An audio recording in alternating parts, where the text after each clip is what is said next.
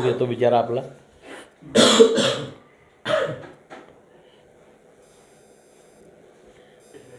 A lot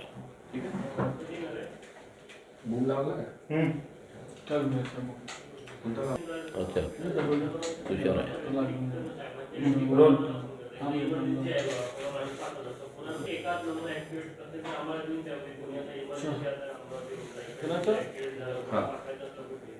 sir Rahul Gandhi यात्रेमध्ये असं म्हणणं आहे की आमची जर म्हणजे इंडिया आघाडीची जर सत्ता आली तर आम्ही 50%ची मर्यादा ती काढून टाकू आणि जातीनिहाय जनगणना आहे ती सुद्धा करू.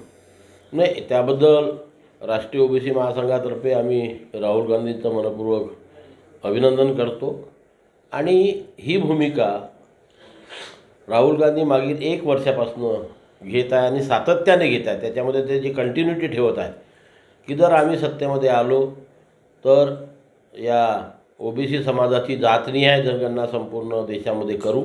आणि प्रत्येक समाजाला असं वाटते की आम्हाला ओबीसी समाज वगळता इतर जातींना वाटते की आम्हाला ओबीसीमधनं आरक्षण मिळायला पाहिजे. परंतु मान्य सर्वोच्च न्यायालयाने जी 50%ची अट घालून दिलेली आहे त्याच्यामुळे राज्य सरकार आणि केंद्र सरकार काही करू शकत नाही. म्हणून आम्हीसुद्धा केंद्र सरकारकडे अनेक वर्षापासून वारंवार ही मागणी करत आहोत की सर्वोच्च न्यायालयाने 1992 साली घातलेली 50%ची मर्यादा रद्द करण्यात यावी किंवा शिथिल करण्यात यावी. ती मागणी आजपर्यंत कोणी त्या मागणीकडे लक्ष देत नव्हतं. परंतु आता मागील 1 वर्षापासून राहुल गांधींनी सातत्याने त्याची मागणी लावून धरलेली आहे. आणि जर आम्ही सत्तेत आलो तर ओबीसींची जातनिहाय जनगणना करू आणि 50%ची मर्यादा रद्द करू किंवा शिथिल करू. हे जे आश्वासन ते समाजाला देत आहे या आश्वासनाला प्रतिसाद देऊन सत्ताधारी पक्षांनी या देशातील ओबीसी समाजाची जी प्रमुख मागणी आहे की ओबीसीची जातनिहाय जनगणना करण्यात यावी आणि सर्वोच्च न्यायालयाने लादलेली 50%ची मर्यादा ही रद्द करण्यात यावी, या दोन्ही मागण्या लवकरात लवकर पूर्ण कराव्या. सर जाणीवचा दौरा आखलेला आहे, कसं पाहता? आणि त्यांनी समाज बांधवांना असं म्हटलं का तुम्हाला जसं आरक्षण पाहिजे तसं मी देतो, तुम्ही 10 तारखेला पुन्हा उपोषणाला बसतो तिथे या. नाही, मला एका गोष्टीचं आश्चर्य वाटतं आहे की आम्ही सध्या विचाराधीन आहोत की 27 तारखेला सर्व आंदोलकांनी मुंबई येथे फार गुलाल उधळला, चांगला जल्लोष केला आणि संपूर्ण महाराष्ट्राला च्या जनतेला एक संदेश दिला त्या माध्यमातून की आम्ही ज्या बाबीकरता आंदोलन सातत्याने मागील 5 महिन्यापासून करत होतो त्या आमच्या सर्व मागण्या राज्य सरकारने पूर्ण केल्या.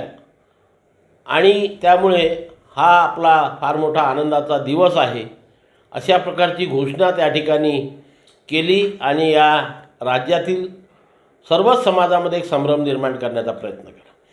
माझ्यासमोर प्रश्न हा असा आहे की जेव्हा 27 तारखेला त्यांनी महाराष्ट्राच्या जनतेला हे सांगितलं की ज्या ज्या मागण्या घेऊन आम्ही आंदोलन केलं होतं त्या आमच्या सर्व मागण्या राज्य सरकारने पूर्ण केल्या, तर मग आता 10 तारखेपासूनचं आंदोलन कशा करता हे त्यांनी समाजाला सांगावं. एकदा एका बाजूला तुम्ही म्हणता की आम्हाला सर्व मिळालं, सर्व संपलं, आणि पुन्हा तुम्ही आंदोलन घेता. आणि काल बोलता बोलता मी असं बघितलं की 15 तारखेला सध्या जो प्रस्तावित अध्यादेश आहे किंवा राजपत्र आहे त्याचं कायद्यामध्ये रूपांतर होणार आणि या राज्यातील मराठा समाजाला न्याय मिळणार. अरे बाबा, 17 तारखेपर्यंत त्याच्यावरती आक्षेप नोंदवायला राज्य सरकारने आक्षेप मागितले आहे. 17 तारखेपर्यंत आक्षेप येतील, नंतर त्या आक्षेपाचं निराकरण होईल आणि मग त्याच्यातल्या ज्या गोष्टी पुन्हा त्या राजपत्रामध्ये समावेश करायच्या किंवा बघायच्या आहे ते झाल्यानंतर अंतिम मसुदा तयार होईल आणि मग विधानसभा किंवा राज्यसभेमध्ये पारित होईल. हे सर्व महाराष्ट्रातील जनतेला माहीत असताना 17 तारखेच्या पूर्वीच 15 तारखेला कायदा होईल, 15 तारखेला कायदा होईल असं म्हणून आमच्या ओबीसी समाजामध्ये ते जे संभ्रम निर्माण करत आहे त्याच्यावरती माझा आक्षेप आहे की असं का बरं हे करून मुदतीच्या आतच आपला कायदा सरकार करणार आणि आता सरकार आम्ही जे म्हणतो तेच ऐकणार, अशा प्रकारचा भ्रम मराठा समाज आणि ओबीसी समाजामध्ये निर्माण करण्याचं काम आंदोलनकर्त्याकडे होत आहे. 4 दिवस मागण्या झाल्या.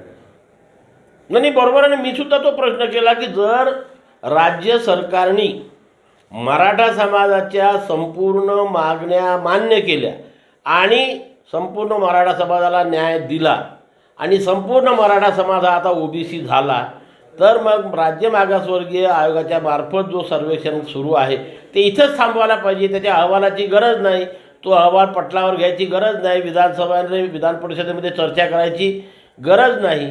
आणि म्हणून म्हटलं की पुन्हा 10 तारखेपासून आंदोलन कशाला?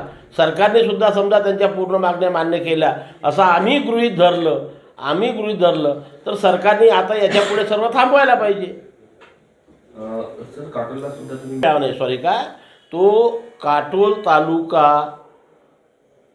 सर्व शाखीय कुणबी समाजातलाचं एक मोठं सभागृह त्या ठिकाणी तयार होणार आहे. त्याच्या भूमिपूजनाचा कार्यक्रम आहे आणि त्या भूमिपूजनाच्या कार्यक्रमाला इतर मान्यवरांसोबत त्यांनी मलासुद्धा आमंत्रित केलेलं आहे आणि मी तिथे एक आमंत्रित असल्यामुळे मी त्या कार्यक्रमाला जाणार आहे. सर प्रकाश शिंदेंनी असं म्हटलं की आता नवीन पक्ष स्थापन करू, ओबीसींचा तो पक्ष असेल. कसं पाहता पक्ष म्हणून ते काय कारवाई होईल, योग्य होईल नाही होईल असं वाटतं आणि तुमची भूमिका त्या संदर्भात काय असणार, तुम्ही त्यात असणार आहात? नाही, हे बघा, प्रकाश शेंडगे साहेबांनी हा जो पुढाकार घेतला आणि हे जे पाऊल उचललेलं आहे त्याकरिता मी त्यांचं अभिनंदन करतो, त्यांना शुभेच्छासुद्धा देतो. परंतु आमचा हा जो राष्ट्रीय ओबीसी महासंघ आहे हा देशपातळीवरती सातत्याने काम करत असतो. रोजच्या घडामोडी पाहण्यासाठी राजकीय दर्शन न्यूज चॅनल सबस्क्राईब करा आणि बेल आयकॉन दाबायला मुळीच विसरू नका.